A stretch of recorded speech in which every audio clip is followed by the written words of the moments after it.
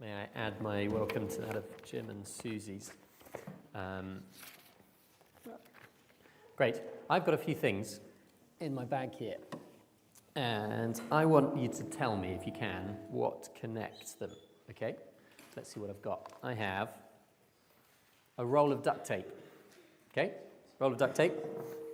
I have a tube of super glue. Is anyone starting to figure out what might be the link? Can you tell me what this is? It's a bit different. That's a bandage, okay? That's a bandage. And one more thing in here, I think, if I can find it. Aha! Probably a bit hard to see what this is from a distance, but there's a needle and thread. Can anyone have a go at telling me what might link these 4 items? Hands up. Go on. Great, yes, they're for fixing things. There's lots of things in this world that need fixing, aren't there? We have all kinds of things. In fact, the world is a bit like this plate in here. I have here a plate, it's a bit like this plate. It was made nice and clean and perfect, but it's not like that anymore. In fact, the world very easily gets a bit broken. But we can fix it. We have things like super glue, which can fix it, and we also have glamorous assistants like Dan, who is going to take up the challenge of, in about 2 minutes, trying to see if he can fix this plate with his super glue. So, 3, 2, 1, off you go, Dan. While he's doing that, we're going to think about it, because the world is broken in all kinds of ways, but we can fix some things. So, for example, we've got hospitals, haven't we? If we break our bodies, we can go to hospital. We also have, if there's a war or an earthquake or something, we've got organizations like the Red Cross and the UN who go and help fix places that are broken by those things. Climate change, that's a big problem, isn't it? That's a big thing that needs fixing. And we can do something towards that with things like renewable energy and wind turbines and that sort of thing. And sometimes we can even break friendships, can't we? If we say something to someone that's not very nice and we make them sad, that can break our friendship. But we can say sorry to try and fix those things. How are you doing, Dan? Getting anywhere? Keep going, keep going.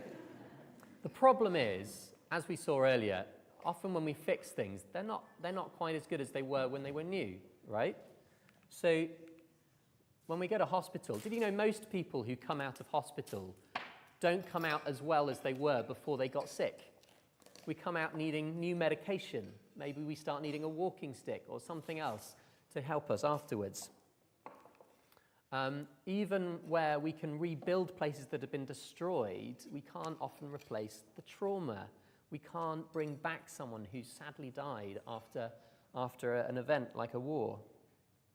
And even when even if we were able to just take all of the CO2, like stop producing CO2 now, no one produces any fossil fuels or anything like that, yet all the CO2 in the atmosphere would still be there, still warming our planet. And all the animals that go extinct, well, they would still be extinct. Even when we hurt someone and we say sorry, it takes a really long time to rebuild that trust, doesn't it? It's really hard to fix things once they've been broken. How are you doing, Dan? Oh, that's a good job. Yeah, good as new. So the glue didn't quite do it, so we've gone for duct tape. Good job. Thanks very much, Dan. That was really helpful. The world is a bit like this plate. It's sort of fixed. You probably could eat your dinner off that. You probably could. But it's not as good as new. The wonderful thing in our Bible passage today is that God promises to give us a brand new world. It's like getting rid of this old cracked plate, getting rid of the old broken world, and replacing it with a whole new one. Would you imagine it another way? I feel like Dan helps us a lot with these all-age services, and he never gets much thanks for it. So I brought some apple pies. Dan, do you like apple pies? Ah, great. Why don't you come and get an apple pie as a thank you? And here we go. There's an apple pie. And here you go. Oh, no. Oh, I'm sorry, Dan. Oh, maybe we can pick it up. Maybe pick it. There we go. You can sort of How's that? It's not really going to cut it, is it? I'm sorry, Dan. I was so clumsy today. Here you go. Why don't you here's a new one. There you go. I'll give it to you very carefully. It's a brand new apple pie. Thank you very much, Dan. Thank you, Christian. We're going to have some cleaning up at the end. Even when I picked up the apple pie, it's not as good as it was when it was new. What we needed was a brand new one. Imagine if we could do that with the world. Imagine if you broke your leg or something worse happened, that you could go to the doctor and the doctor would just click his fingers and give you a new leg. Wouldn't that be amazing? What if we could just click our fingers and all the CO2 would just leave the atmosphere and all the animals that had died just came back? Wouldn't that be amazing? Wouldn't that be so much better than anything that we could do at the moment? In fact, that's kind of what God is promising.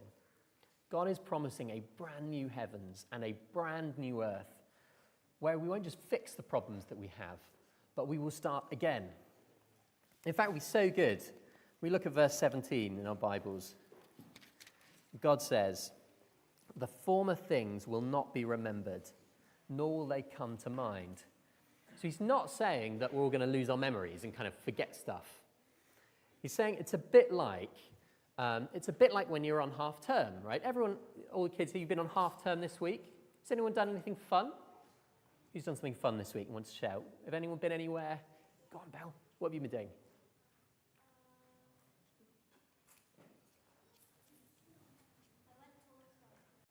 You went horse riding. That's fantastic. Go on, what have you done? You went to Lanzarote. That is pretty amazing. Anyone else been doing anything half term? Go on. You went to Barry Island. I know you guys love it there. Excellent. So you've had some really fun things. Did anyone spend half term thinking about school? No, you don't think about school on half term, do you? You don't think about when you're having so much fun at Barry Island or doing your horse riding or in Lanzarote. You are not thinking about school because you're having too much fun. That's what God is promising here. His new creation will be so good that we won't even think about what the world was like now. Adults, you think about if you can take that holiday that's just, you can properly switch off from life. That's what God is talking about here. Even the worst memories will fade away. Today, Isaiah is telling us that's what we should look forward to.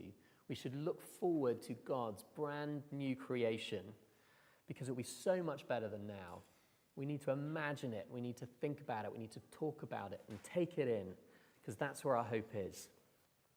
Maybe you're thinking, but hang on a minute, what about this world, the world we live in now? Shouldn't we work to try and make this world better? Shouldn't we be trying to help people who are sick? Shouldn't we be trying to fight climate change? Well, yes, these things are really, really important. But the point is we need to remember that these things are just like the glue. They are the glue that fix the plate. These things fix the world. And that's really important while we live here. We want to do everything we can to help people. But we need to remember God's promise isn't doctors and nurses and aid agencies to fix the world. His promise is to make a brand new one, a brand new world. And that means that if we really, really want to help people, then we need to tell them about Jesus, because he's the way into God's brand new world. You see, if we want to see the hungry fed and the sick made better, if we want to see justice in the world, people need Jesus, because that is God's solution. And for the adults, social action without the gospel is just palliative care. Okay? It's like trying to fix the world with super glue. Only God can make it brand new, and he will. So we need to live our lives focused on that day. We're going to take a pause now and sing a song. And the last verse of this song, all right, here we go. It reflects on Jesus' resurrection as the first one of this new creation. And here we go. The song is all about the creating God, and it finishes with us singing this new creation anthem. Oh, praise the one who's making all things new. So why don't we stand now and sing this anthem together? We just talked about how God's plan is to fix the world, is to make a brand new one. And the great thing about knowing what's going to happen in the future is that it changes how we see our time now, okay? the great thing about knowing what happens in the future is it changes how we think about our time now. I have here my son Zeb's bike, which he really loves. He loves scooting around on this thing. It's just, it's actually broken. The wheel has come off. So he really loves this bike. How do you think he's going to feel when he realizes it's not going to work? What do you think? How's he going to feel? God, he's going to feel quite sad, isn't he? What could I do? Well, I could try and fix it, but we've already sort of seen that fixing things doesn't quite make them brand new. But what about if I tell him about that for his birthday, he's going to get a brand new green balance bike? Isn't that cool? It even has he's got his name on it. Wow. How do you think he would feel then? Any thoughts? How do you think he's going to feel then? Pretty excited. Pretty excited. I think maybe he might not feel quite so bad about his old bike being broken. Don't you think? He might not feel so bad because he knows that his birthday he's going to get a much better present. Well, that's a bit like what God is saying to us here. I want you to imagine something else. Maybe you like tennis. Imagine if your favourite tennis racket. Something's gone pretty wrong there, hasn't it? But imagine if you knew that on Saturday, Mummy and Daddy were going to buy you a brand new top-of-the-line tennis racket. You'd be pretty chuffed then, wouldn't you? What about, when your phone gets to kind of this point, yeah? And it's just a bit slow and the screen's a bit cracked. But, you can put up with it, can't you, on those days when you know that the brand new one is coming in the post, right? You can put up with it for a bit longer. Well, it just shows how when we know what is coming in the future, that helps us with what is going on now. A few weeks ago, I went along to the coffee pot on a Friday, and I met George, who was manning the door. And it was lovely because George was clearly really excited. And I asked him how he was doing, and he said, well, I've got rid of my car. I had it for years and years and years and years. It was a really reliable Volvo, but it's gone, and now I don't have a car. And I sort of thought, this doesn't sound like very good news. Not having a car is a bit of a challenge, isn't it? He said, it's all right, because tomorrow I'm going to pick up a brand new hybrid car. I'm so excited. It's going to be great. It was lovely. He was so excited. He was telling everyone there about his new car. It was delightful. But the thing is, just like that, when we realize that God's brand new creation is coming and it's going to be so much better, we can rejoice now, even when things are hard, even when we're sad, we can rejoice. Do you see that? It's there in verse 18. But be glad and rejoice forever in what I will create. For I will create Jerusalem to be a delight and its people a joy. Do you hear that? God himself will take delight in the new creation he's going to make. What do you think delights God? Okay. Well, there's an answer. In verse 19, he says, I will rejoice over Jerusalem and take delight in my people. The sound of weeping and crying will be heard in it no more. I wonder, when did you last cry? Can you remember when you last cried? Well, God is saying there's going to be a day coming when you will never cry again. In fact, you won't even remember the last time you cried. Why might that be? Why might we not cry? Well, verse 20 gives us one reason. Never again will there be in it an infant who lives but a few days. You know, children, not all children get to grow up and live their whole life. In fact, we even had it with, as often happens, where we had a baby who went to heaven even while he was still in his mummy's tummy. That happens, and it's really sad when it happens. That will never happen again. Never happen again in the new creation. In fact, in verse 25, it says, they will not bear children doomed to misfortune. For in God's brand new creation, everyone will grow up and grow to become everything that God meant them to be. Everything he promised for us will come true. In fact, he says, the one who dies at 100 will be thought a mere child. Have a look at this person. This lady here. Guess how old she is. Does everyone have a go? Don't know, she's not going to find out. Go on. 117. That's a pretty good guess. Anyone think? Go on, do you have a guess? 110. Anyone else want to make an advance on that? Go on. 121. These are all quite accurate, actually. I didn't think you'd be so good at this. This is Tomiko Ituka. She lives in Japan, and she's currently the oldest person in the world, and she is 116 years old. 116. I found that crazy. That means like 60 years ago, she was, already older than I am. Anyway, Isaiah says the person who dies at 100 will be thought a mere child. So that means in the new creation, if Tomiko came into our church, right, you can imagine she comes into our church and we go, it's very nice to meet you, Tomiko. Can I show you to the Explorers group or to the Pathfinders group? And she'd go, why are you doing that? I'm 116. I don't belong in Explorers and Pathfinders. And I go, I'm very sorry. I just made a mistake because you just look so young. They will be considered a child at 100. She won't be old in the new creation. It will be brimming with life. What about verse 21? It says, they will build houses and dwell in them. They will plant vineyards and eat their fruit.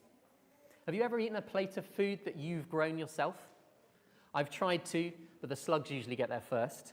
But I imagine the satisfaction of eating food that you yourself have grown must be so good. And you know, there's so many people in our world who spend their lives working to make others richer, right? Who don't get to benefit from the effort that they put in, really. But God says, no longer will they build houses and others live in them, or plant and others eat. He's saying we will all work, but we will enjoy the fruits of our labor. Everything we do will be productive, and we will get to enjoy the outcome of that. In fact, he cares so much that he promises, before they call, I will answer. Down in verse 24, while they are still speaking, I will hear. It's almost like they don't need to pray. Each time they turn to their Father, they will find he's already given them what they need before they finish their sentence. Let's see, kids, if we can imagine what that's going to be like, all right? So we have a bit of a game. We're going to do some call and response. I'm going to say before they call, and I want you to say, God will answer, okay? Can we try that? If I say, before they call, God will answer. Before they call, okay, but we've got to be quick, right? Because it's before. So can you do it before I finish my sentence? Should we try that? Before they call. Okay, that's getting better. Can we be quicker, do you think? Before they call. Exactly. But it's going to be even quicker than that because God will do it before they call, right? So, good one. So quick. Even before we call, he will answer. So our prayers will just flow into thanksgiving. The last one, he says, even the wolf and the lamb will feed together, and the lion will eat straw like the ox. So don't worry about wars or even family feuds. Even the animals will be at peace together. I mean, can you imagine a lamb and a wolf sat down together to eat like friends? I mean, wolves eat lambs, right? There you go. There's some wolves chasing after a lamb. If you put a lamb near a pack of wolves, it will not last 1 second, right? Wolves love lambs. They're like their favorite thing for breakfast, lunch, dinner, and afternoon snack, right? They have huge teeth, but not in God's brand new creation. No, they will be able to sit and eat grass together. AI is very helpful for these things. And lions don't eat straw, do they? Lions eat antelope. They have great big teeth and claws, and they like jump on them and they tear out their necks, right? They're ferocious creatures. But in God's brand new creation, no, they'll be able to sit next to each other and enjoy their lunch. Even the scariest, the most ferocious predators in God's new creation will be as gentle as fluffy kittens. And even the serpent, it says, even the serpent will eat dust. Can anyone remember another story in the Bible where there is a serpent? Can anyone remember a story in the Bible with a serpent? Go on, Isaac. Good one. Adam and Eve, right. In the Garden of Eden, the serpent was the one who came to tempt them to rebel against God. He came to persuade them to sin and to ignore God's rule. And that's when all the suffering, all the evil came in the world. But God says here, no, he'll have no power. He will have no role of tempting. He will just be left to eat dust in the earth. He will be crushed. This is God's brand new creation, and it will only be full of things that he delights in. Isn't this a wonderful picture of what's to come? The question is for us today is, can we wait? If we place all of our hopes into this world, we're going to be disappointed. Because nothing is ever fixed forever. Everything will pass away. Do you remember what we said about Zeb's bike? If I told Zeb about his new bike for his birthday, it wouldn't matter so much that his old one was broken, right? He would be able to look forward to that. Well, we should focus on God's brand new creation. We should think about it, dream about it, imagine it, because if we do, he will keep us going, even through the hard and the sad things in our life. We'd be able to trust in him with whatever we have now, whatever situation we might be going through, because one day we know God is going to create a new heavens and a new earth, and that will be so much better. Why don't I pray as we finish?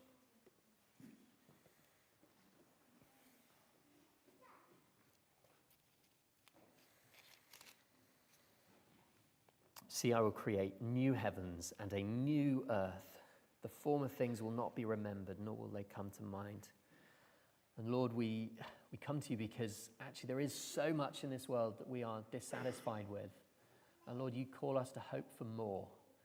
And you, Lord, are that hope. You're the one who will bring the fix that we need, the new world. And Lord, I praise you and thank you that one day we will be there with you and stand there and see it. Because you keep your promises and you will bring it about. And Lord, make that sit in our hearts, make that real to us, we pray today. In Jesus' name, amen.